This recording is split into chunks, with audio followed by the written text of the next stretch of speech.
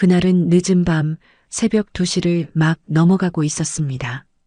깊은 잠에 빠져 있던 민수 할아버지가 문득 잠에서 깨어난 것은 현관문을 격렬하고 다급하게 두드리는 소리 때문이었죠.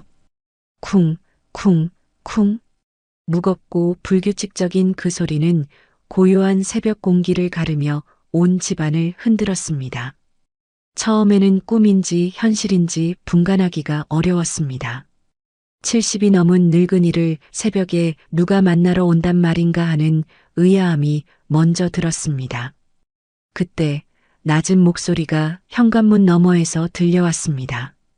할아버지, 할아버지 하는 다급한 부름이었습니다.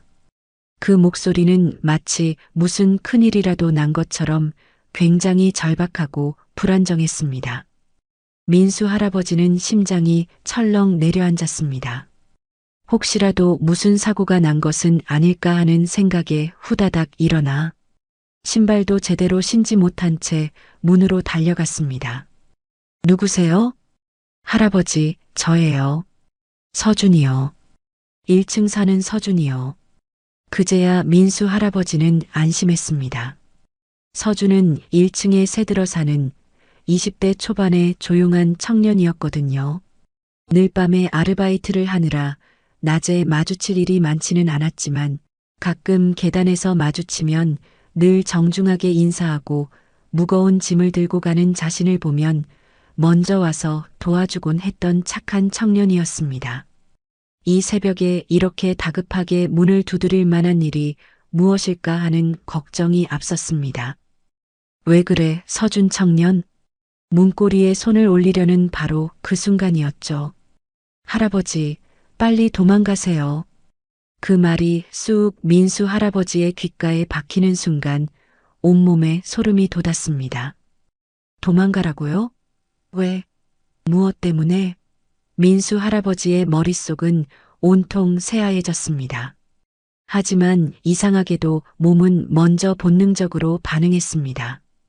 뇌는 멈춰서서 생각하라고 명령했지만 손은 저절로 움직여 현관문 빗장을 풀고 있었습니다. 덜컥 문이 열리자 서준의 창백한 얼굴이 보였습니다. 평소에 조용하고 차분한 모습과는 완전히 달랐습니다. 눈은 동그랗게 커져 있었고 이마에는 식은 땀이 송골송골 맺혀 있었으며 숨을 헐떡이며 민수 할아버지의 손목을 잡았습니다. 지금 당장 빨리요. 무슨 일인데? 나중에 설명할게요. 지금은 그럴 시간이 없어요. 서준의 목소리에 담긴 절박함이 민수 할아버지를 완전히 깨웠습니다. 이것은 장난이 아니었습니다. 정말로 급박한 상황이었던 거죠. 민수 할아버지는 더는 묻지 않고 장롱 안에 숨겨놨던 가방을 하나 들고 나섰습니다. 평생을 모아온 재산이랄까요? 그 가방에는 통장과 도장, 그리고 몇 푼 안 되는 현금이 전부 들어 있었습니다. 서준은 그의 팔을 붙잡고 계단을 내려갔습니다. 그의 손이 덜덜 떨리고 있다는 것이 느껴졌습니다. 이 아이도 지금 무서워하고 있다는 것이 온전히 전해졌습니다. 서준의 그런 모습에 민수 할아버지 역시 덩달아 가슴이 두근거리기 시작했습니다. 도대체 무슨 일이? 서준은 자신의 검지를 민수 할아버지의 입술에 가져다 대며 조용하라는 신호를 보냈습니다. 그리고는 귀를 쫑긋 세워 소리에 집중하더니 고개를 끄덕였습니다. 마치 뭔가를 확인한 것 같았죠. 뒷문으로 나가요. 빨리요. 그들은 건물 뒤편으로 돌아 골목으로 나섰습니다. 새벽 공기가 차갑게 뺨을 스쳤습니다. 가로등 불빛이 희미하게 길을 비추고 있었고 고양이 한 마리가 쓰레기통을 뒤지다가 그들을 보고 달아났습니다.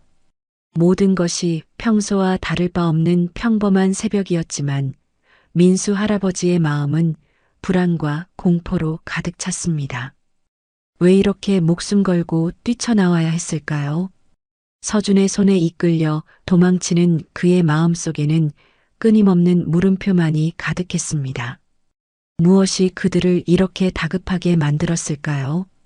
며칠 전부터 알 수 없는 불길한 기운이 감돌았던 것이 혹시 이것 때문이었을까요? 민수 할아버지는 그저 서준의 손에 이끌려 앞만 보고 달렸습니다. 그의 심장은 불안정하게 요동치며 이 알 수 없는 상황에 대한 공포를 증폭시켰습니다. 그렇게 민수 할아버지가 서준의 손에 이끌려 골목을 벗어나려던 순간이었습니다. 쿵 하는 무거운 소리가 그들이 살던 2층에서 들려왔습니다. 마치 뭔가 단단한 것이 바닥에 떨어지는 듯한 소리였죠. 서준과 민수 할아버지는 동시에 위를 올려다봤습니다. 할아버지의 방 창문으로 희미한 불빛이 새어나오고 있었습니다. 분명 민수 할아버지는 방에서 나올 때 전등을 끄고 나왔는데 말입니다. 자신의 눈을 의심했습니다. 저게 뭐지? 하는 생각에 머릿속이 혼란스러워졌습니다. 서준은 그의 손을 다시 이끌며 말했습니다. 할아버지, 더 멀리 가야 해요. 어서요. 하지만 민수 할아버지는 자꾸만 뒤를 돌아보게 됐습니다. 자신의 집에서 무슨 일이 일어나고 있는 걸까요? 그리고 서준은 어떻게 그것을 미리 알았을까요? 골목 끝에 다다랐을 때 그들은 멈춰 섰습니다. 서준이 휴대폰을 꺼내 어디론가 전화를 걸더니 짧게 지금이요라고 말했습니다. 그리고는 전화를 끊고 민수 할아버지를 돌아봤습니다. 할아버지, 이제 말씀드릴게요. 그의 얼굴이 가로등 불빛에 어둡게 반쯤 가려져 보였습니다. 마치 영화의 한 장면처럼 긴장감이 흐르는 밤의 장면이었죠. 서준이 말을 시작하려는 순간 저 멀리서 차 소리가 들렸습니다. 검은 승용차 한 대가 그들이 살던 건물 앞에 멈춰 섰습니다. 차에서 2명의 사람이 내렸습니다. 어둠 속이라 얼굴은 보이지 않았지만 그들의 모습은 뭔가 심상치 않은 분위기를 풍겼습니다. 민수 할아버지는 불안한 마음에 서준에게 물었습니다. 저 사람들이 누구야? 할아버지, 가족이에요. 서준의 대답에 민수 할아버지는 순간 숨이 막혔습니다. 가족이라고요? 새벽 2시에 남의 집에 침입하는 게 가족이라고요? 그러나 곧 끔찍한 추측이 머릿속을 스치고 지나갔습니다. 혹시 그 가족이라는 게 설마 하고 생각하고 있을 때 서준은 그의 의문을 확인시켜주는 듯이 말했습니다. 할아버지 아드님이랑 며느리예요. 그 순간 온몸의 피가 거꾸로 솟구치는 듯한 기분이 들었습니다. 도영과 지영이 새벽에 자신의 집에 왔다고요? 그것도 이렇게 몰래 갑자기. 지난 몇 달간의 일들이 파노라마처럼 떠올랐습니다. 며느리가 계속해서 요양원 이야기를 꺼냈던 것, 아들이 전화도 잘 받지 않았던 것, 그리고 무엇보다 서준이 자신에게 이상한 질문들을 했던 것까지. 서준아, 너는 어떻게? 할아버지, 일단 안전한 곳으로 가요. 가면서 천천히 말씀드릴게요. 그들은 인근의 24시간 찜질방 쪽으로 걸어갔습니다. 뒤돌아보니 자신의 집 2층 창문에 여전히 불이 켜져 있었습니다. 저 안에서 지금 무슨 일이 벌어지고 있는 걸까요? 그리고 만약 자신이 그 방에 그대로 있었다면 상상만 해도 등골이 오싹해졌습니다. 새벽 바람이 불어와 그의 잠옷 자락을 흔들었습니다. 차갑고 날카로운 바람이었지만 그 바람이 그를 살려준 건지도 모르겠다고 생각했습니다. 만약 서준이 깨워주지 않았다면 자신은 지금 어떻게 됐을까요? 서준이 걱정스러운 표정으로 물었습니다. 할아버지 괜찮으세요? 그제야 민수 할아버지는 자신이 부들부들 떨고 있다는 것을 깨달았습니다. 단순한 무서움 때문만은 아니었습니다. 가슴속 깊은 곳에서 끓어오르는 분노 때문이기도 했습니다. 자신이 평생을 바쳐 키운 아들, 자신이 며느리라고 부르며 아꼈던 여자가 자신을 이렇게 대한다는 사실에 가슴이 미어지는 것 같았습니다. 하지만 동시에 다행이라는 생각도 들었습니다. 서준이라는 천사 같은 젊은이 덕분에 목숨을 건질 수 있었으니까요. 만약 이 청년이 없었다면 민수 할아버지는 떨리는 목소리로 말했습니다. 고마워, 서준 청년. 서준은 씁쓸하게 웃었습니다. 아직 고마워하실 때가 아니에요. 할아버지, 이제 시작이거든요. 그 말이 무슨 뜻인지 물어보려던 찰나 찜질방에 도착했습니다. 따뜻한 불빛이 새어나오는 입구를 보니 비로소 안심이 됐습니다. 살았구나 하는 생각이 들었습니다. 그러나 서준의 말이 계속해서 귓가에 맴돌았습니다. 이제 시작이라고. 도대체 무엇의 시작이라는 걸까요? 찜질방 로비의 환한 불빛 아래에서 민수 할아버지는 서준의 얼굴을 제대로 본 것은 그때가 처음이었습니다. 평소에 조용하고 순한 인상과는 완전히 다른, 생각보다 훨씬 진지하고 단단한 표정이었습니다. 서준은 심각한 표정으로 말했습니다. 할아버지, 이제 정말로 모든 걸 말씀드릴게요. 하지만 들으시고 나면 많이 충격받으실 거예요. 정말 들으실 건가요? 민수 할아버지는 고개를 끄덕였습니다. 이미 여기까지 왔는데 무엇을 더 망설이겠냐고 생각했습니다. 게다가 진실을 알 권리가 있었습니다. 자신의 목숨이 걸린 문제인데 말입니다. 그래, 말해봐. 서준이 깊이 숨을 들이쉬더니 입을 열었습니다. 할아버지, 며느리분이 할아버지를 죽이려 하고 있어요. 그 말이 떨어지는 순간 찜질방의 모든 소음이 사라진 것 같았습니다. 에어컨 돌아가는 소리도, 밤늦게 찜질방에 온 사람들의 발소리도, 심지어 민수 할아버지의 숨소리마저도 모든 것이 정지된 것 같았죠. 세상이 멈춰버린 것 같은 그 순간 민수 할아버지는 단 하나의 질문만 할 수 있었습니다. 왜? 서준의 그 한마디가 민수 할아버지의 가슴에 비수처럼 꽂혔습니다. 며느리가 자신을 죽이려고 한다고요? 아무리 사이가 안 좋다고 해도 설마 그런 끔찍한 생각까지 할까요? 민수 할아버지는 다리가 후들거리기 시작했습니다. 충격이 너무 컸던 탓이었죠. 서준은 조심스럽게 민수 할아버지의 팔을 부축해 로비 한쪽 소파에 앉혔습니다. 천천히 말씀드릴게요. 하지만 그 전에 먼저 할아버지의 이야기부터 들어야겠어요. 며느리분과 언제부터 사이가 안 좋으셨나요? 그 질문을 받고 보니 민수 할아버지는 참 복잡한 심정이 들었습니다. 언제부터였을까요? 처음에는 정말 좋았는데 말입니다. 며느리 지영을 처음 만났을 때는 이런 예쁘고 착한 며느리를 어디서 데려왔나 싶을 정도였으니까요.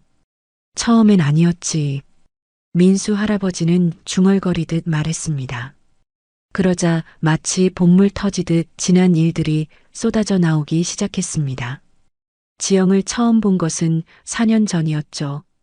그때를 떠올리니 마음이 복잡해졌습니다. 40이 넘도록 일만 하던 아들 도연이 지영을 데리고 왔을 때 정말 반가웠습니다.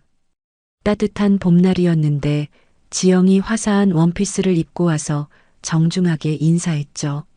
아버님, 안녕하세요. 도연 씨로부터 많은 이야기 들었어요. 목소리도 부드럽고 예뻤습니다. 첫인상이 너무 좋았었죠. 예의도 바르고 무엇보다 아들 도연을 바라보는 눈빛이 진짜 사랑하는 사람을 보는 눈이었거든요. 서준은 고개를 끄덕이며 할아버지의 이야기를 들어주었습니다.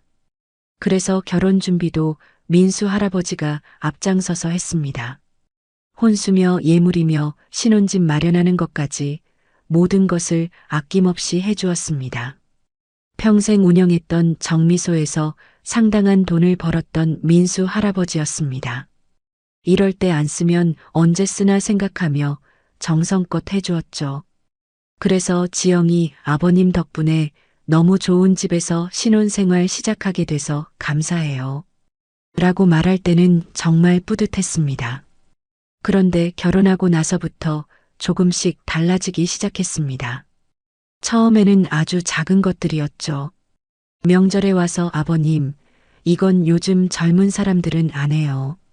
라고 하면서 민수 할아버지가 처음으로 정성껏 준비한 차례상에 이것저것 트집을 잡았습니다. 처음에는 요즘 젊은 사람들은 다 그런가 보다 했는데 시간이 지날수록 점점 심해졌습니다. 그 다음엔 아예 명절에 오지 않았죠. 핑계는 항상 있었습니다. 지영의 부모님이 아프시다거나 지영이 회사 일이 바쁘다거나. 그래도 민수 할아버지는 참았습니다. 며느리 입장에서도 힘들 수 있다고 생각했거든요. 요즘 젊은 사람들은 다 그런 거라고, 아들이 행복하면 그만이라고 스스로를 달랬습니다. 그런데 작년에 아내가 죽고 나서부터는 정말 노골적으로 변했습니다. 아버님, 이제 혼자 사시기 힘드시죠? 우리랑 같이 사시는 게 어때요? 아내가 암으로 세상을 떠났을 때 지영이 한 말이었습니다. 그때는 정말 고마웠습니다. 혼자 남겨진 게 막막했거든요. 하지만 같이 산지 한 달도 안 돼서 후회하기 시작했습니다. 지영은 민수 할아버지가 하는 모든 일에 간섭했습니다. 텔레비전 보는 것부터 시작해서 친구들 만나는 것까지. 아버님, 그 프로그램은 너무 시끄러워요. 아버님, 요즘 감기 때문에 밖에 나가시면 안 돼요. 급기야는 민수 할아버지가 40년 동안 운영했던 재성 정미소까지 정리하라고 했습니다. 그 정미소는 민수 할아버지의 자랑이었습니다. 아내가 아플 때도 그곳 덕분에 병원비를 댈 수 있었고 도연의 대학 등록금도 거기서 나온 돈이었거든요.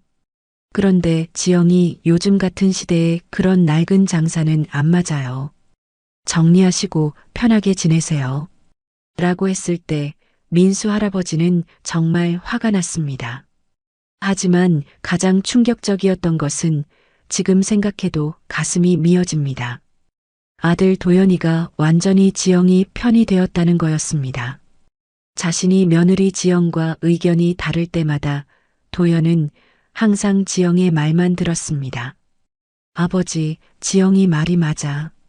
요즘 세상이 어떤 세상인데 그런 고집을 부려요? 심지어 아버지가 너무 구시대적이야. 좀 변해야 되는 거 아니에요? 라고까지 했습니다. 민수 할아버지는 30해 동안 키운 아들이 고작 5개월 사귄 여자 편만 들다니 그때 정말 허탈하고 비참했습니다. 그러다가 결정타가 된 것은 지난 겨울이었습니다. 그날도 지금처럼 추운 겨울이었죠. 민수 할아버지가 감기에 걸려 열이 펄펄 끓고 있었는데 지영이 아버님 병원에서 코로나 검사 받으세요. 우리까지 옮으면 안 되거든요. 라고 말했습니다. 그것도 모자라 검사 결과 나올 때까지 방에서 나오지 마세요. 라고 했습니다. 이틀 동안 방에 갇혀 있는데 아무도 안부조차 묻지 않았습니다. 물 한 잔, 죽 한 그릇 가져다 주는 사람이 없었죠. 화장실 가는 것도 눈치를 봐야 했고 기침 한 번 하면 지영이 아버님 하고 소리를 질렀습니다. 그때 정말 서러웠습니다. 이게 가족인가 싶었죠. 코로나 검사 결과가 음성으로 나왔는데도 지영은 계속 의심스러운 표정이었습니다. 그리고 그날 밤 도영과 지영이 나누는 대화를 우연히 들었습니다. 화장실에 가려고 방문을 살짝 열었는데 거실에서 도영과 지영이 이야기하고 있었습니다. 여보, 아버님이 계속 이러시면 우리 생활이 너무 힘들어. 그러게. 맨날 간섭하고 우리 사생활도 없고 차라리 아버님 혼자 사시는 게 낫지 않을까? 그러면 우리도 편하고 그게 좋겠어. 요양원도 있고 하니까. 요양원이라고요? 민수 할아버지는 아직 정신도 멀쩡하고 몸도 건강했는데 요양원에 보내겠다고요? 그 순간 정말 눈앞이 캄캄해졌습니다. 다음 날 아침 도연이 할아버지에게 와서 말했습니다. 아버지, 우리 잠깐 떨어져서 살아보는 게 어때요? 정중한 말투였지만 결국 자신을 쫓아내겠다는 뜻이었죠. 민수 할아버지가 왜? 내가 뭘 잘못했는데? 라고 물었더니 도연은 한숨을 쉬면서 아버지도 알잖아. 세대 차이 때문에 자꾸 부딪히게 되고 라고 말했습니다. 결국 민수 할아버지는 그렇게 아들 내외와 따로 살게 되었습니다. 그런데 한 달 전부터 지영이 자꾸 이상한 말을 하기 시작했습니다. 아버님, 요양원 한번 구경해 보시는 게 어때요? 요즘 시설이 정말 좋아졌거든요. 아버님 연세도 있으시고 혼자 사시기 위험하잖아요. 집도 파시고 요양원으로 가시면 여생을 편안하게 사시게 될 거예요. 집을 팔라고요? 자신이 아내와 20년을 살았던 그 집을 팔고 요양원에 들어가라고요? 그래서 민수 할아버지는 단호하게 거절했습니다. 내 집은 절대 안 판다. 내가 죽으면 너희에게 줄 거니까 걱정 말아라. 그랬더니 지영의 표정이 싸늘하게 변했습니다. 그때까지만 해도 단순히 기분이 상했나 보다 했는데 그 후로 며칠 지나서 우연히 집 앞에서 만난 서준이 할아버지에게 이상한 질문을 했습니다. 할아버지, 혹시 며느리분이 할아버지한테 이상한 음식이나 음료수 같은 거 자꾸 갖다 드리지는 않아요? 며느리분이 할아버지 방에 혼자 있을 때가 있나요? 며느리분이 할아버지 약 같은 걸 챙겨주시나요? 그땐 왜 이런 것을 묻나 싶었는데 지금 생각해보니 서준이 뭔가 눈치를 챈 것이었습니다. 민수 할아버지는 서준에게 물었습니다. 서준아, 너는 어떻게 그런 걸 알았던 거야? 민수 할아버지의 질문에 서준은 깊은 한숨을 쉬었습니다. 뭔가 숨기고 있다는 느낌이 들었죠. 사실은 할아버지한테 말씀 안 드린 게 하나 더 있어요. 뭔데? 저 사실 탐정이에요. 뭐라고? 탐정이라고? 20대 초반이 무슨 탐정이야? 정식 탐정은 아니고 탐정 사무소에서 일하는 조수예요. 제 형이 탐정 일을 하거든요. 그제야 민수 할아버지는 모든 것이 이해되기 시작했습니다. 서준이 왜 그렇게 상황을 정확히 파악하고 있었는지, 왜 미리 위험을 감지할 수 있었는지 말입니다. 민수 할아버지가 조심스럽게 물었습니다. 그럼 처음부터 나를? 아니에요, 할아버지. 처음엔 정말 우연이었어요. 서준은 급하게 손을 저었습니다. 저희 탐정 사무소에서 다른 사건을 조사하고 있었는데 그 과정에서 우연히 며느리분 이름이 나온 거예요. 무슨 사건인데? 보험 사기 사건이었어요. 그 말을 듣는 순간 민수 할아버지의 온몸에 소름이 돋았습니다. 보험 사기라고요? 며느리가 이미 다른 사람들에게도 사기를 쳤다는 뜻이었습니다. 서준은 무겁게 고개를 끄덕였습니다. 네. 그것도 한두 번이 아니에요. 서준은 휴대폰을 꺼내더니 뭔가를 보여주었습니다. 사진들이었는데 지영이 다른 남자들과 찍은 사진들이었습니다. 이 사람들이 다 며느리분 남편들이었어요. 남편들이라고? 2명이에요. 첫 번째 남편은 3년 전에 사고사했고 두 번째 남편은 2년 전에 병사했어요. 모두에게 보험금이 나왔죠. 민수 할아버지의 머릿속은 온통 하얘졌습니다. 그럼 아들 도연은 세 번째라는 뜻인가? 그런데 이상한 건 두 사람 다 결혼한 지 1년 안에 죽었다는 것이었습니다. 그리고 모두 지영이 보험금 수혜자였고요. 그럼 도연이도? 네. 아드님도 위험해요.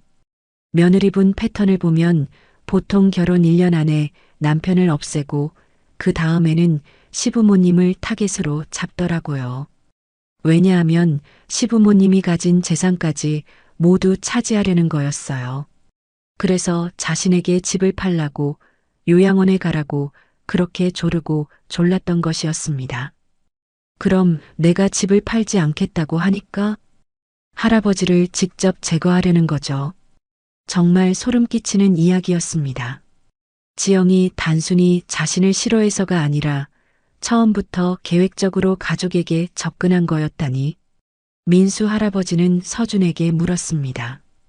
그런데 서준아, 그럼 경찰한테 신고하면 되잖아. 그게 문제예요. 할아버지, 지금까지는 모든 것이 사고나 자연사로 처리되었거든요. 증거가 부족해요. 그럼 어떻게 해야 하는데? 현행범으로 잡아야 해요. 실제로 범죄를 저지르는 순간에 서준의 계획은 이랬습니다. 민수 할아버지를 미끼로 사용해 지영이 실제로 범죄를 저지르도록 유도하고 그 순간을 증거로 잡는 것이었습니다. 위험하지 않을까? 저희가 완벽하게 준비할 거예요. 할아버지께서 다치는 일은 절대 없을 거예요. 하지만 민수 할아버지가 걱정하는 것은 자신의 안전만이 아니었습니다. 그런데 도연이는 어쩌지? 설마 도연이도 같이 처벌받는 거야? 서준은 잠시 말을 멈췄습니다. 그리고는 조심스럽게 입을 열었습니다. 할아버지, 아드님도 이미 며느리분 계획에 동조하고 있어요. 뭐라고? 제가 들은 대화에서 아드님도 할아버지를 제거하는 것에 찬성한다고 했어요. 그 말을 듣는 순간 정말 눈앞이 캄캄해졌습니다. 도연이까지? 자신이 평생을 바쳐 키운 아들까지 자신을 죽이려 한다고요? 민수 할아버지는 떨리는 목소리로 중얼거렸습니다. 아니야. 도연이는 그런 애가 아니야. 할아버지, 현실을 받아들이셔야 해요. 지금 아드님은 며느리분한테 완전히 세뇌된 상태예요. 며느리분이 아버님이 우리를 괴롭힌다. 아버님 때문에 우리가 힘들다라고 계속 주입시켰을 거예요. 생각해보니 맞았습니다. 도연이 민수 할아버지에게 차갑게 대하기 시작한 것은 지영과 결혼한 이후였거든요. 특히 함께 살기 시작하면서부터는 완전히 다른 사람이 되어 있었습니다. 그럼 도연이도 공범이라는 뜻이야? 법적으로는 그렇게 될 수밖에 없어요. 온몸에 힘이 쭉 빠졌습니다. 며느리야 처음부터 남이었지만 도연은 자신의 아들인데 그 아들이 자신을 죽이려 한다니. 할아버지 괜찮으세요? 서준이 걱정스럽게 물었습니다. 할아버지가 너무 충격을 받은 모습이었나 봅니다. 괜찮아. 그냥 생각보다 충격이 커서 사실 괜찮지 않았습니다. 가슴이 찢어지는 것 같았거든요. 하지만 지금 무너질 때가 아니었습니다.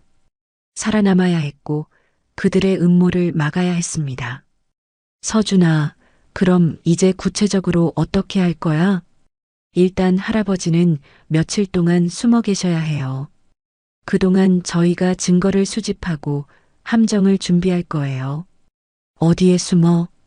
저희 한빛 탐정 사무소에 안전한 곳이 있어요. 거기서 지내시면 돼요. 서준이 자리에서 일어나며 말했습니다. 그리고 할아버지 한 가지 약속해 주셔야 해요. 뭔데? 절대로 혼자 행동하지 마세요. 저희가 미리 조치를 취해서 며느리분은 지금 할아버지가 죽었다고 생각하고 있을 거예요. 만약 할아버지가 나타나면 다른 방법으로라도 없애려고 할 테니까요. 맞는 말이었습니다.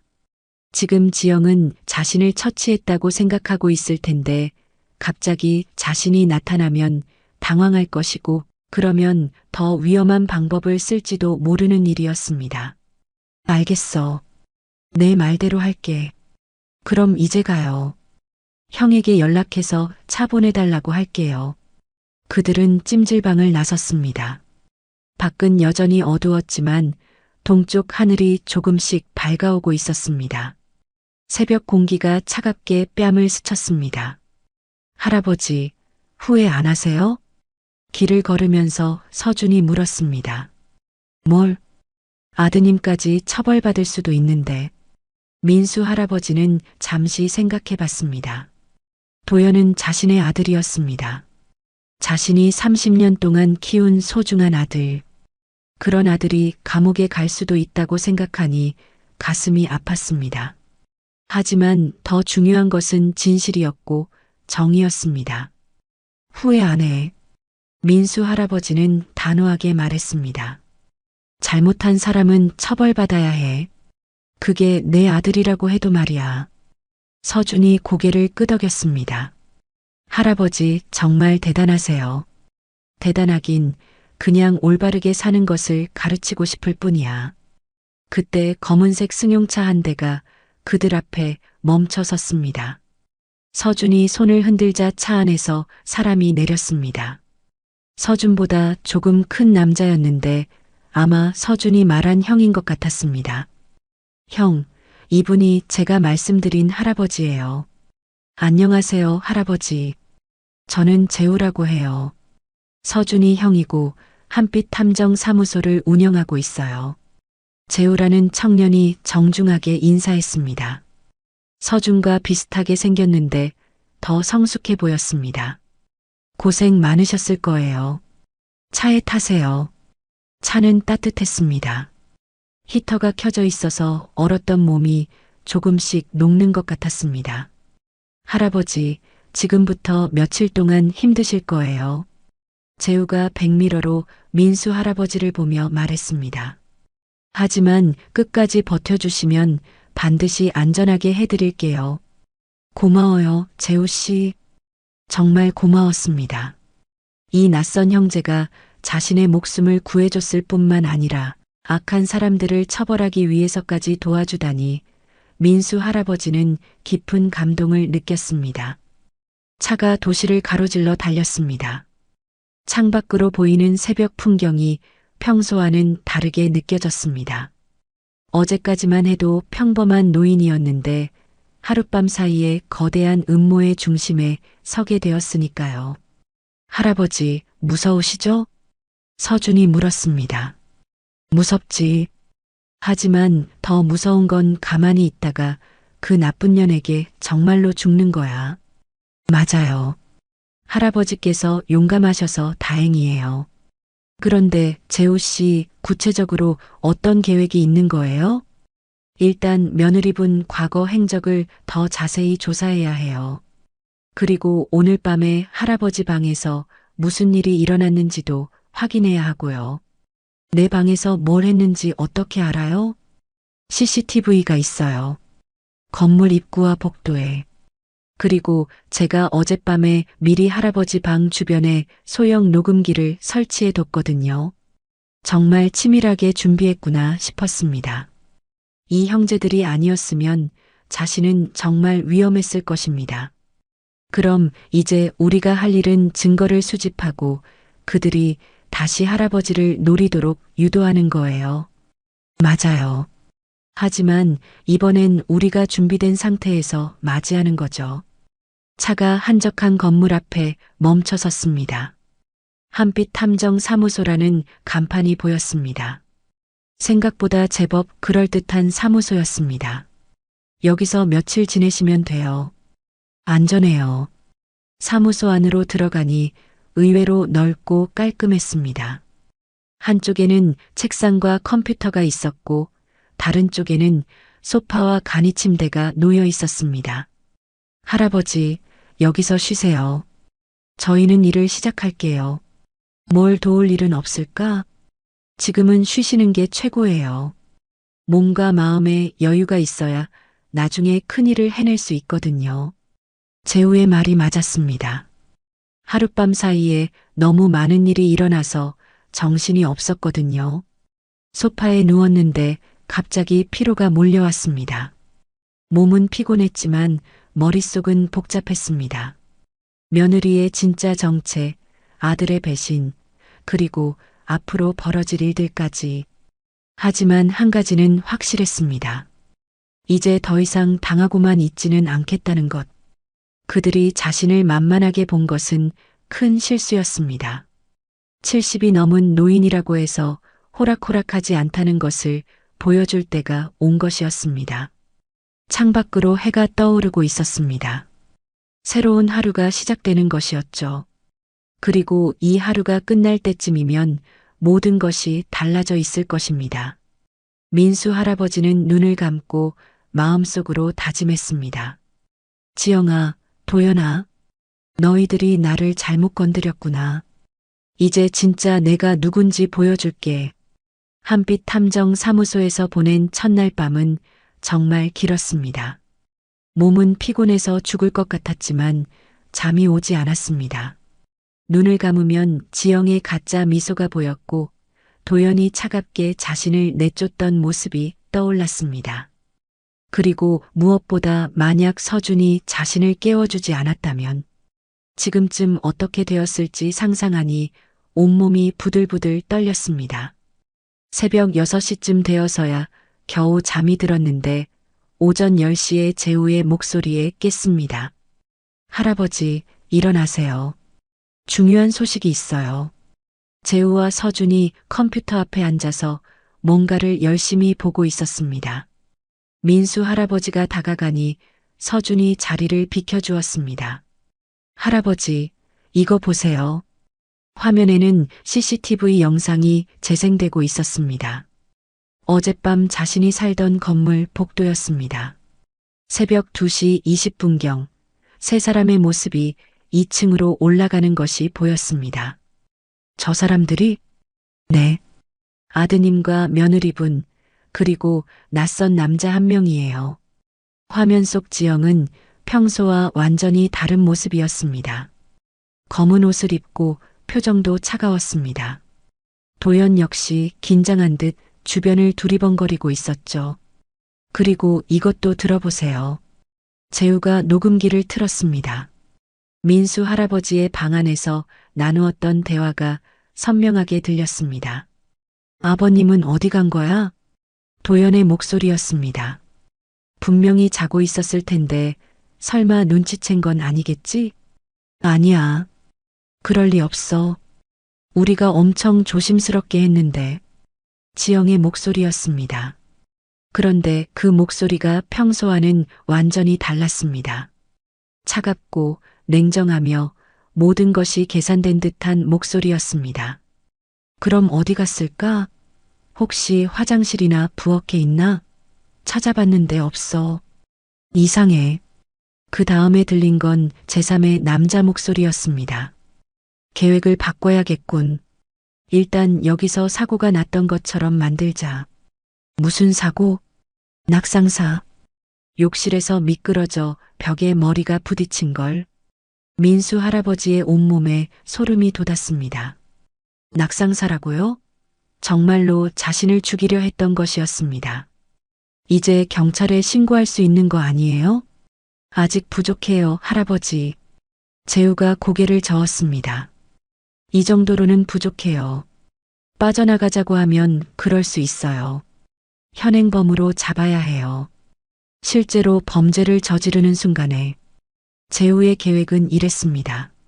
며칠 후 민수 할아버지가 다시 나타나 그들을 당황하게 만들고 그들이 다시 할아버지를 해치려고 시도하는 순간을 잡는 것이었습니다.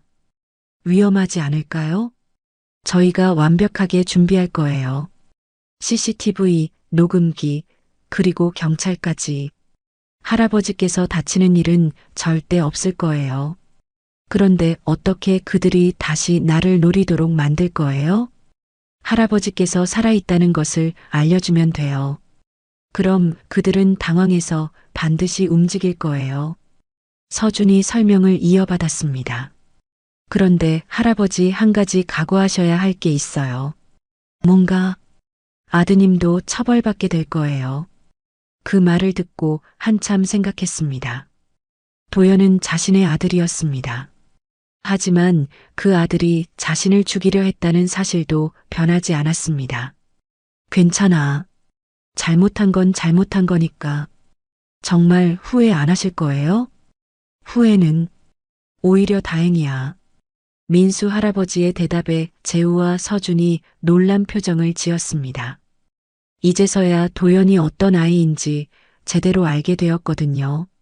평생 착한 아들이라고 생각했는데 사실은 자신의 재산만 노리고 있었던 것이었습니다. 사실 마음이 아프지 않다면 거짓말이었습니다. 하지만 분노가 더 컸습니다. 어떻게 자식이 아비를 죽이려 할 수 있을까 하는 생각에 가슴이 찢어질 것만 같았습니다. 지금이라도 죗값을 받게 하고 제대로 된 삶을 살 수 있도록 하는 것이 부모의 도리라는 생각이었습니다. 그럼 이제 구체적인 계획을 세워봐. 재우가 종이를 꺼내더니 뭔가를 적기 시작했습니다. 일단 할아버지께서 다시 나타나는 방법부터 정해야 해요.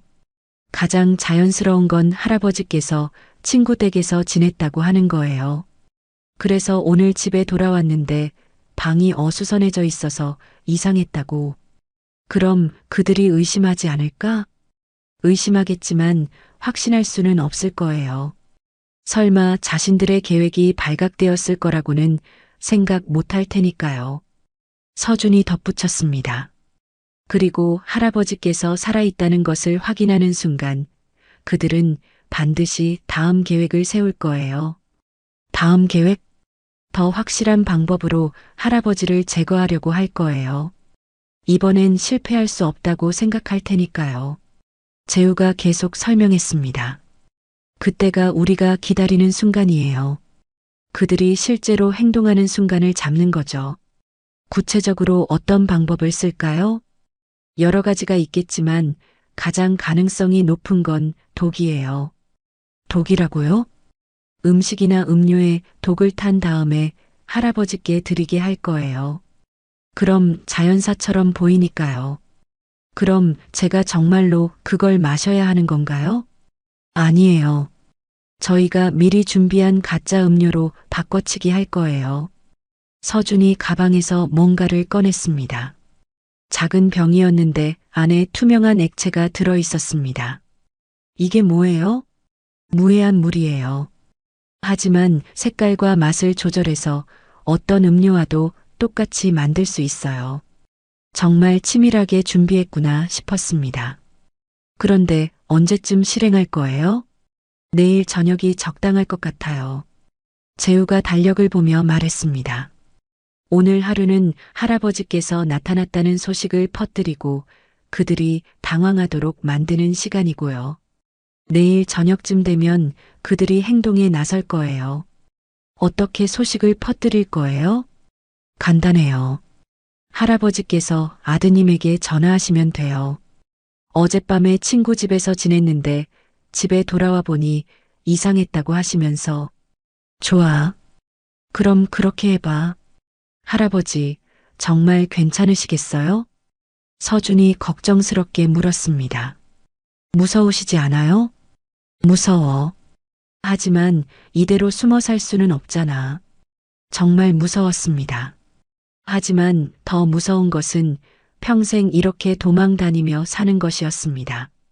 그리고 솔직히 말하면 복수하고 싶었습니다. 민수 할아버지의 말에 재우와 서준이 놀란 표정을 지었습니다. 복수요? 응. 그 사람들이 나한테 한 짓을 그대로 돌려주고 싶어? 민수 할아버지는 정말 화가 났습니다. 평생을 바쳐 키운 아들이 정성스럽게 대했던 며느리가 자신을 이렇게 배신했다는 게 너무 억울하고 가슴 아팠습니다. 할아버지께서 그렇게 말씀하시니까 더 든든해요. 재우가 웃으며 말했습니다. 복수는 차갑게, 정확하게 해야 해요.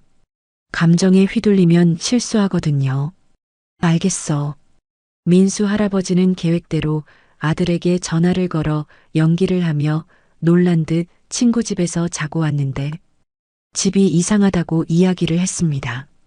아들은 횡설수설하며 그랬냐고 알겠다며 자신이 가서 확인해 보겠다로 하고 전화를 끊었습니다. 그럼 이제 그들이 움직이겠네요. 과연 그날 밤 9시쯤 민수 할아버지의 휴대폰에 전화가 왔습니다. 지영이었습니다. 아버님 괜찮으세요? 목소리가 걱정으로 가득했습니다. 정말 완벽한 연기였습니다. 괜찮아, 지영아. 어젯밤에 어디 계셨어요?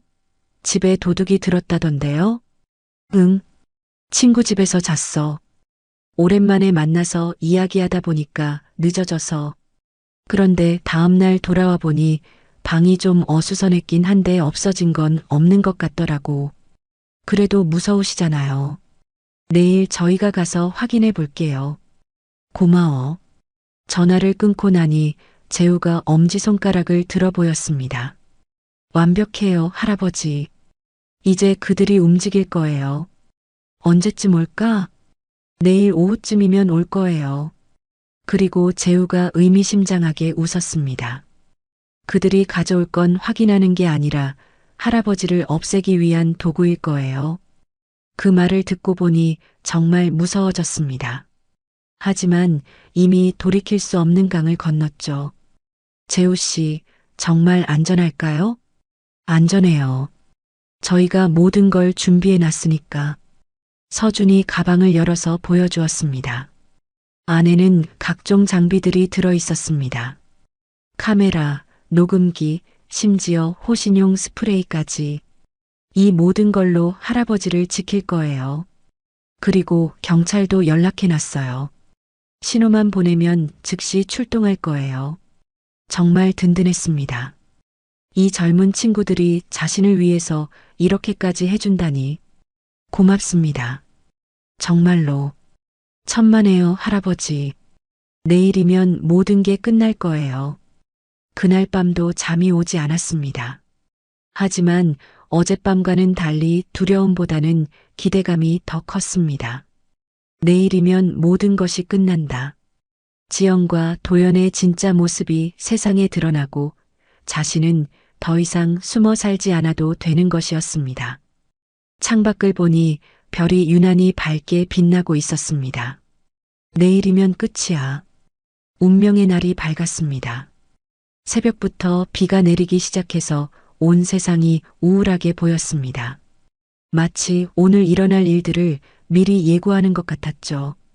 한빛 탐정 사무소 창문에 빗방울이 똑똑 떨어지는 소리를 들으며 민수 할아버지는 마지막 점검을 하고 있었습니다. 할아버지, 준비 다 되셨어요? 재우가 각종 장비들을 챙기며 물었습니다. 소형 카메라, 녹음기, 그리고 만약의 경우를 대비한 호신용 스프레이까지. 네, 됐어요. 하지만 솔직히 말하면 긴장돼서 죽을 것 같았습니다. 오늘 오면 지영과 도연이 자신을 다시 해치려고 올 텐데 정말로 계획대로 될까요? 할아버지, 무서우시면 지금이라도 그만두셔도 돼요. 서준이 걱정스럽게 말했습니다. 아니야. 해야 해. 이미 여기까지 온 걸 왜 포기해? 게다가 이 기회를 놓치면 다른 피해가 계속 생길 수 있잖아. 그럼 마지막으로 한 번 더 확인해 봐요. 재우가 종이를 펼쳤습니다. 오후 2시에 할아버지께서 집으로 돌아가세요. 그리고 3시쯤에 며느리분한테 전화해서 혼자 있으니까 무서우니 와달라고 하시는 거예요. 그럼 그들이 오는 건가요? 네. 분명히 올 거예요. 이번 기회를 놓치면 다음엔 언제 또 기회가 올지 모르니까요. 그래서 그들이 뭘 가져올 거라고 하나요? 아마 독이 들어간 음료나 음식일 거예요. 할아버지께서 놀라셨으니 기력을 보충하시라면서 드리겠죠. 서준이 설명을 이어받았습니다. 그럼 저는 그걸 마시는 척만 하면 되는 건가요? 아니에요. 아예 마시지 마세요. 혹시라도 실제로 독이 들어있으면 위험하거든요. 그럼 어떻게 해? 저희가 미리 할아버지 집안에 숨어 있을 거예요. 그리고 그들이 독을 탄 음료를 가져오는 순간 현장에서 체포하는 거죠. 정말 완벽한 계획 같았습니다. 하지만 뭔가 불안한 기분이 들었습니다. 혹시 계획이 틀어지면 저희를 믿으세요. 저희가 모든 경우의 수를 다 생각해뒀으니까요. 재우가 자신 있게 말했습니다. 하지만 민수 할아버지의 불안함은 쉽게 사라지지 않았습니다. 오후 1시 드디어 집으로 갈 시간이 됐습니다. 할아버지 정말 조심하세요. 그리고 조금이라도 이상하면 즉시 신호 보내세요. 서준이 민수 할아버지의 손에 작은 버튼을 쥐어주었습니다. 누르면 즉시 그들에게 신호가 가는 비상벨이었습니다. 알겠어. 빗속을 뚫고 집으로 향했습니다. 며칠 만에 돌아가는 자신의 집이었는데 왠지 낯설게 느껴졌습니다. 이제는 더 이상 안전한 집이 아니라 생사가 결정될 전쟁터 같았습니다. 2층 자신의 집에 들어가니 정말로 어수선했습니다. 서랍은 뒤져 있고 이불도 흐트러져 있었습니다. 그날 밤 그들이 자신을 찾으려고 뒤진 흔적이 고스란히 남아 있었죠. 정말로 나를 죽이려고 했구나. 새삼 실감이 났습니다. 만약 서준이 없었다면 정말로. 3시 정각 지영에게 전화를 걸었습니다. 지영아, 나다. 아버님 어떠세요? 목소리가 여전히 걱정으로 가득했습니다. 정말 완벽한 연기였습니다. 응, 좀 그래. 그런데 지영아, 혼자 있으니까 무서워서 그런데 잠깐 와줄 수 있어? 물론이죠. 도연 씨랑 같이 갈게요. 조금 있다가요. 고마워. 전화를 끊고 나니 심장이 쿵쿵 뛰기 시작했습니다. 이제 정말 시작이구나. 30분 후 계단에서 발소리가 들렸습니다. 2명이 올라오는 소리였습니다. 똑똑. 아버님, 저희예요. 문을 열자 지영과 도연이 서 있었습니다. 지영은 큰 봉지를 들고 있었고 도연은 평소보다 표정이 어둡게 보였습니다. 어서 와. 아버님, 많이 놀라셨죠? 지영이 방안을 둘러보며 말했습니다. 응, 정말 무섭구나. 정말 이상하네요. 도대체 누가 이런 짓을 했을까요? 연기가 정말 자연스러웠습니다. 만약 자신이 진실을 모른다면 정말로 걱정하는 며느리로 보였을 것입니다.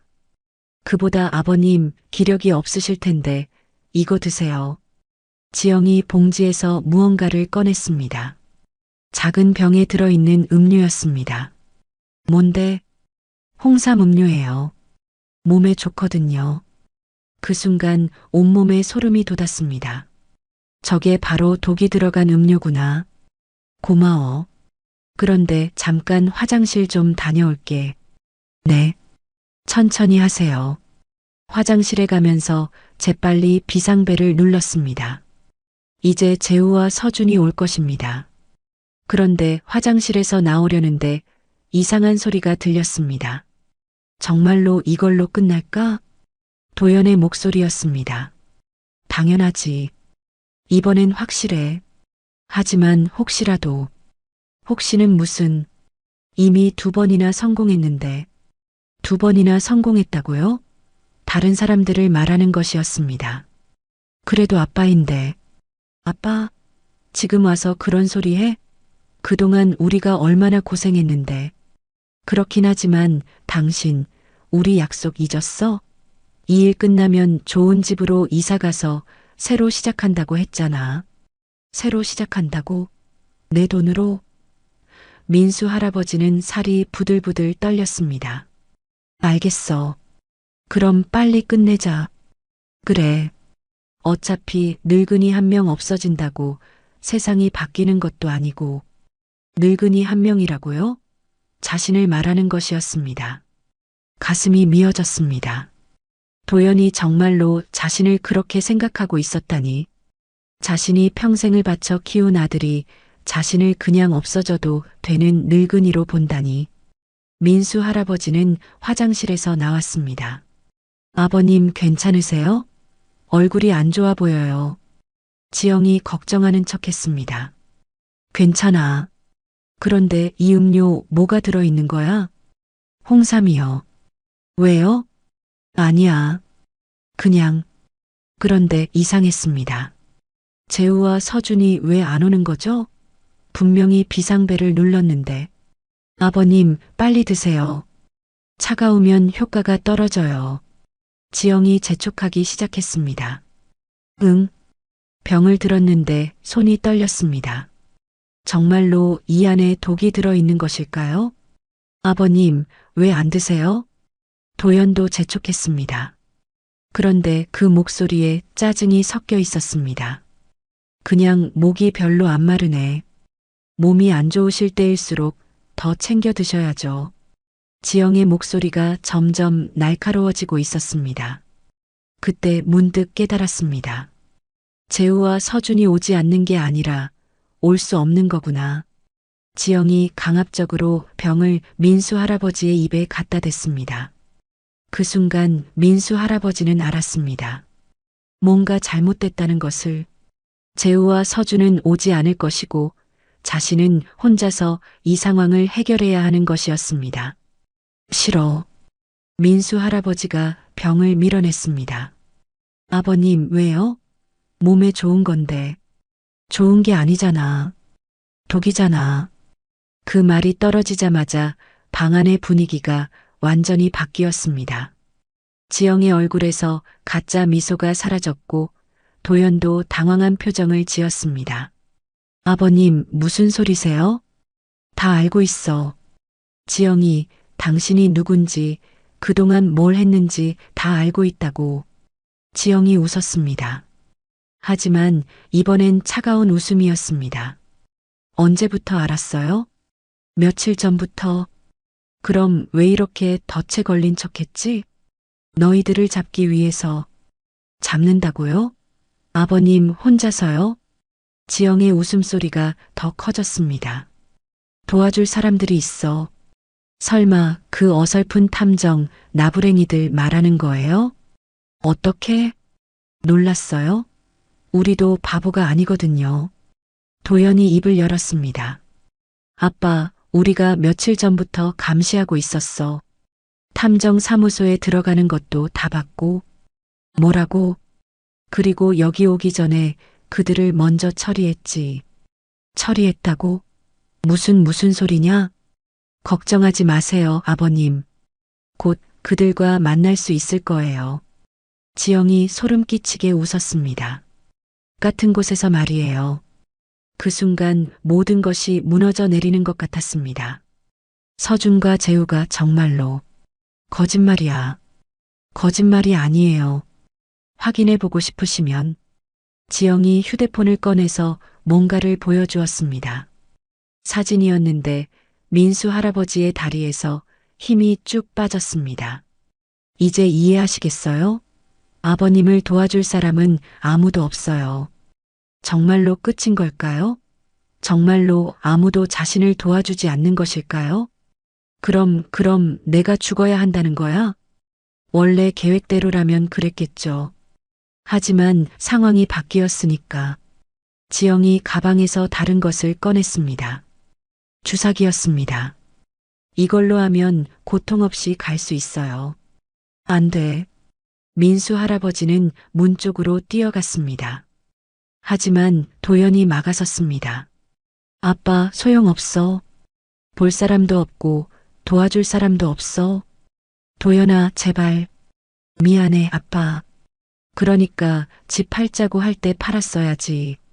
그 순간 정말로 절망했습니다. 아무도 자신을 도와주지 않는 상황에서 자신의 아들과 며느리가 자신을 죽이려 하다니. 하지만 포기할 수는 없었습니다. 여기서 죽을 수는 없다고 생각했습니다. 잠깐. 민수 할아버지는 소리쳤습니다.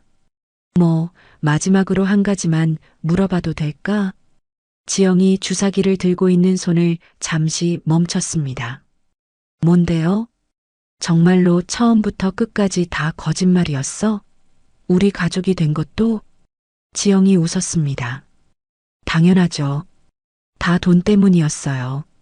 그 답변을 듣고 나니 슬픔보다는 분노가 치밀었습니다. 그래, 지영아. 넌 내가 만만해 보였구나. 70 넘은 늙은이라고 우습게 봤지. 하지만 틀렸어. 나는 그렇게 만만한 사람이 아니거든. 민수 할아버지의 손에 들고 있던 것은 비상벨이 아니었습니다. 서준이 만약의 경우를 대비해서 준 호신용 스프레이였습니다. 지영아? 네. 이것도 계획에 있었을까? 민수 할아버지가 스프레이를 뿌리는 순간 지영과 도연이 비명을 질렀습니다. 으악! 그 혼란을 틈타 민수 할아버지는 문으로 뛰어갔습니다. 잡아! 도연이 소리쳤지만 이미 늦었습니다. 민수 할아버지는 계단을 뛰어내려가고 있었습니다. 계단을 뛰어내려가면서 민수 할아버지는 생각했습니다. 정말로 끝인가? 이렇게 도망만 다니다가 결국 잡혀서 죽는 건가? 뒤에서 지영과 도연의 발소리가 점점 가까워지고 있었습니다. 특히 지영은 스프레이를 정면으로 맞아서 그런지 계속 욕설을 퍼붓고 있었습니다. 이 늙은이가 어디로 도망가는 거야? 늙은이라고요? 방금까지 아버님이라고 부르더니 이제 본색을 드러내는 것이었습니다. 1층에 도착했을 때 민수 할아버지는 잠시 멈춰 섰습니다. 서준이 살던 방 문이 열려 있었는데 혹시나 해서 들여다봤습니다. 텅 비어 있었습니다. 하지만 뭔가 이상했습니다. 너무 깨끗했거든요. 마치 애초에 아무도 살지 않았던 것처럼. 설마. 그때 뒤에서 지영의 목소리가 들렸습니다. 찾았다. 민수 할아버지는 다시 뛰기 시작했습니다. 건물 밖으로, 비가 내리는 거리로. 그런데 뛰면서 문득 깨달은 것이 있었습니다. 자신이 왜 도망만 다니고 있는 거죠? 잘못한 건 저들인데. 왜 자신이 숨어 다녀야 할까요?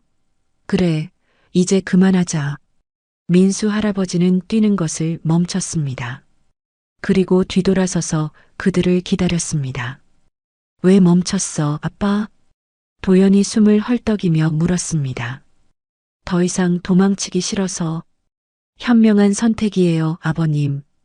지영이 여전히 주사기를 들고 있었습니다.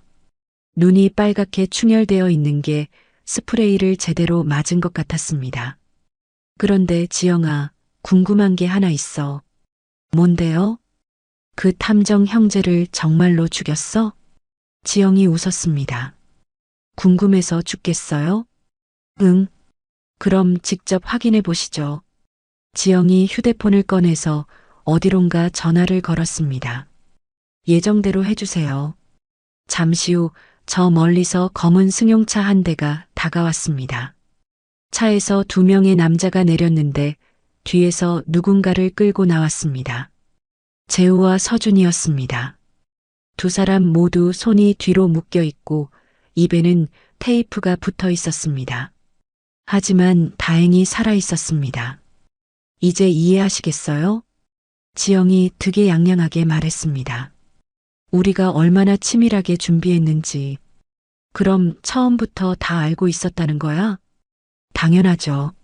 아버님이 탐정사무소에 들어가는 것부터 다 보고 있었다니까요. 그럼 우리가 세운 모든 계획이 헛수고였다는 뜻인가? 그런데 왜 지금까지 가만히 있었어? 재밌으니까요. 재밌다고? 아버님이 열심히 복수 계획 세우는 게 너무 재밌어서 끝까지 지켜본 거예요. 어차피 결과는 뻔하니까.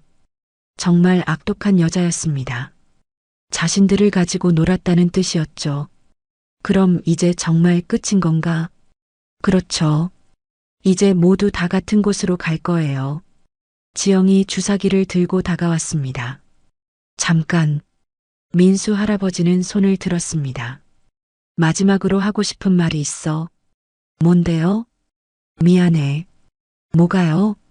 내가 이렇게 될 때까지 모른 척한 것. 지영이 어이없다는 표정을 지었습니다. 지금 와서 그런 소리 해봤자. 아니야. 민수 할아버지는 그녀의 말을 끊었습니다. 내가 미안하다고 한 건 너한테가 아니야. 그럼 누구한테요? 민수 할아버지는 하늘을 올려다봤습니다. 우리 아내한테. 아들을 이렇게 못난이로 키워서 미안하다고. 그 순간 도연의 얼굴이 일그러졌습니다. 그리고 내 자신한테도 미안해. 이런 못된 며느리를 받아들여서. 이 늙은이 닥쳐. 지영이 소리쳤습니다. 이제 그만 조용히. 마지막으로 하나만 더. 너희들한테도 미안해. 우리한테요? 응. 너희들이 이렇게 호락호락하지 않은 나를 만났다고 생각해서. 그 말이 떨어지자마자 주변에서 갑자기 사이렌 소리가 울렸습니다. 경찰차들이 사방에서 나타났습니다. 1대, 2대, 3대, 무려 5대나 되었습니다. 뭐야? 지영이 당황해하며 주변을 둘러봤습니다. 어떻게 된 거야? 경찰들이 차에서 내려서 그들을 포위했습니다. 손들어. 전부 꼼짝 마. 아니, 어떻게? 지영이 중얼거렸습니다. 궁금해? 민수 할아버지가 웃으며 말했습니다. 그럼 내가 알려줄게. 민수 할아버지는 자신의 재킷 안쪽에서 작은 녹음기를 꺼냈습니다. 이게 뭔지 알아? 녹음기. 설마. 맞아. 너희들이 한 말 전부 다 녹음됐어. 사실 이 녹음기는 서준이 만약의 경우를 대비해서 민수 할아버지한테 준 것이었습니다. 비상벨과 스프레이와 함께 말입니다. 그리고 이것도 민수 할아버지는 작은 송신기도 꺼냈습니다. 실시간 중계였어. 경찰서에서 다 듣고 있었다고. 지영의 얼굴이 새하얘졌습니다. 그럼 처음부터 맞아. 내가 연기한 거야. 사실 서준과 재우가 사라진 걸 확인한 순간부터 나는 새로운 계획을 세웠어. 혼자서라도 너희들의 범행을 녹음하고 경찰에게 증거를 제공하는 거였지. 그런데 어떻게 우리가 탐정들을 납치한 걸 알았어요? 몰랐어. 하지만 너희들이 뭔가 준비했을 거라고 생각했지. 정말로는 전혀 몰랐어. 하지만 뭔가 이상하다는 건 느꼈거든. 그래서 경찰한테 미리 연락해 둔 거야. 혹시라도 위험한 상황이 되면 즉시 출동해 달라고. 언제요? 어젯밤에. 어젯밤 한빛 탐정 사무소에서 나온 후 나는 바로 경찰서에 갔어. 그리고 지금까지의 모든 상황을 설명하고 오늘 일어날 일에 대비해 달라고 했지. 하지만 증거가 없으면 이제 있잖아. 민수 할아버지는 녹음기를 흔들어 보였습니다. 너희들이 직접 자백한 거 이거면 충분하지 않을까? 그때 경찰관 한 명이 다가왔습니다. 할아버지 괜찮으세요? 네, 괜찮아요. 녹음은 잘 됐나요? 완벽해요. 전부 다 들어있어요. 경찰관이 웃으며 고개를 끄덕였습니다. 그럼 이제 이 사람들을 체포하겠습니다. 김지영, 이도현 당신들은 살인 미수 및 협박 혐의로 체포합니다. 아니야. 우리는 아무것도 안 했어. 지영이 소리쳤지만 소용없었습니다. 이미 모든 증거가 확보된 상태였거든요. 그리고 이 두 분도 병원으로 이송하겠습니다. 재우와 서준을 구급차로 옮기면서 서준이 민수 할아버지를 보고 웃었습니다. 테이프가 붙어 있어서 말은 못했지만 눈빛으로 잘하셨어요 라고 하는 것 같았습니다. 모든 것이 끝난 후 민수 할아버지는 혼자 집으로 돌아왔습니다. 비는 그쳤고 서쪽 하늘에 노을이 지고 있었습니다. 정말 아름다운 노을이었습니다.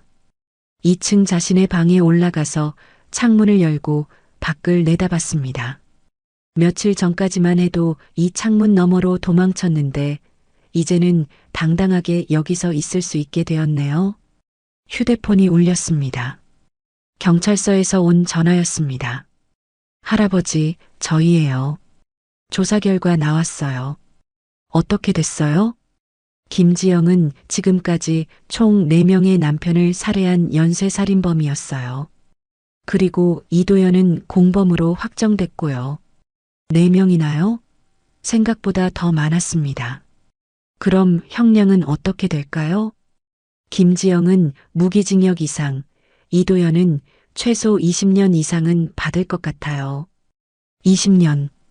도연이 나올 때쯤이면 자신은 아마 이 세상에 없을 것입니다.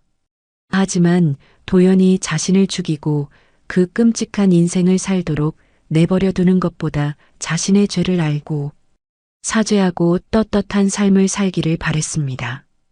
할아버지 괜찮으세요? 네, 괜찮아요. 사실 괜찮지 않았습니다. 슬프기도 하고 허전하기도 했거든요.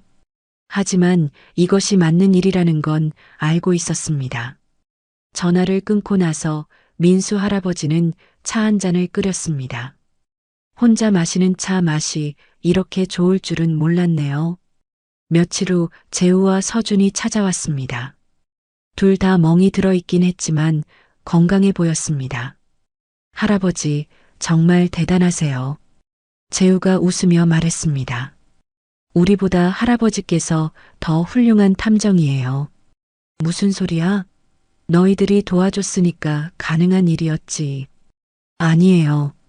마지막에 혼자서 모든 것을 해결하신 건 정말 대단해요.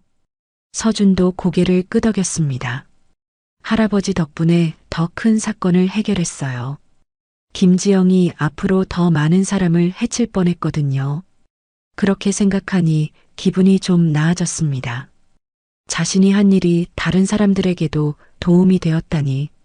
그런데 할아버지, 앞으로 뭘 하실 거예요? 재우가 물었습니다. 글쎄, 아직 생각 못 해봤어. 사실 앞으로가 막막했습니다.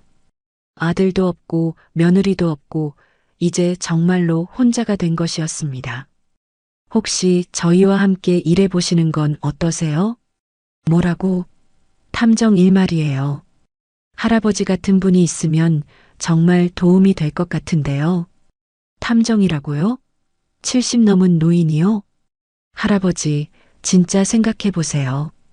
할아버지처럼 용감하고 지혜로운 사람이 어디 있어요? 용감하고 지혜롭다니. 자신을 그렇게 보는 사람이 있다는 게 신기했습니다. 좀 생각해 볼게. 네. 천천히 생각해 보세요. 그날 밤 민수 할아버지는 오랜만에 푹 잤습니다. 악몽도 없고 중간에 깨는 일도 없이 아침까지 깊이 잠들었죠. 꿈에서는 아내가 나왔습니다. 젊었을 때의 모습으로 나타나서 자신에게 웃으면서 말하더군요. 민수 씨, 고생했어. 정말 잘했어. 여보, 이제 새로 시작해. 남은 인생을 당신이 원하는 대로 살아. 꿈에서 깨고 나니 눈물이 났습니다. 하지만 슬픈 눈물이 아니라 기쁜 눈물이었습니다. 그날 아침 민수 할아버지는 재우에게 전화를 걸었습니다. 재우 씨, 나야. 할아버지, 어떻게 된 거예요? 탐정일 해보고 싶네. 정말요? 네. 나 같은 노인을 괴롭히는 나쁜 사람들이 또 있을 텐데 그런 사람들을 잡고 싶어. 와, 정말 좋아요, 할아버지. 그렇게 해서 민수 할아버지는 새로운 인생을 시작했습니다. 70이 넘은 나이에 탐정이 되다니 생각해보면 정말 웃긴 일이었습니다. 하지만 후회는 없었습니다. 오히려 이제야 진짜 자신의 인생을 사는 것 같았거든요. 오늘 이야기를 끝까지 들어주셔서 감사합니다. 영상 보시고 민수 할아버지께 응원의 댓글 함께 나눠주세요. 여러분의 한마디가 누군가에겐 큰 위로가 될 수 있습니다. 영상이 마음에 드셨다면 구독과 좋아요 부탁드립니다.